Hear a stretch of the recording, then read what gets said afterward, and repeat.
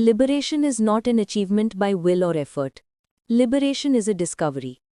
Absolute freedom and highest happiness are not something that must be obtained or achieved, but a condition that is natural and already present. Bondage and misery are merely coefficients of our ignorance of this true state of affairs, and this is due to our phenomenal involvement. There is an old story.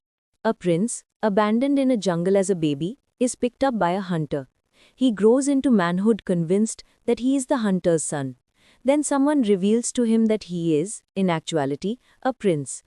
When the boy discovers his true identity, he cannot be said to have become the prince, for he never had ceased to be one. He was always a prince.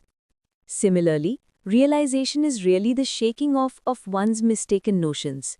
This is the perfect insight, a matter of highest knowledge. Knowledge is the removal of ignorance and nothing more. Liberation is therefore described as the undoing of nescience. It is not the attainment of a new state of being, a transformation, a modification, or an effect. It is merely the discovery of a condition that was always there, inalienably. An example can be taken from health. When a person's disease is cured, health is not a new condition that has been achieved. It is simply the restitution of the natural or normal condition. It is the disease that is in the nature of deviation or disturbance of this natural state. Whatever disturbance is felt, it is only apparent and essentially unreal. In a real sense, there is no difference in the self in the two states of bondage and liberation.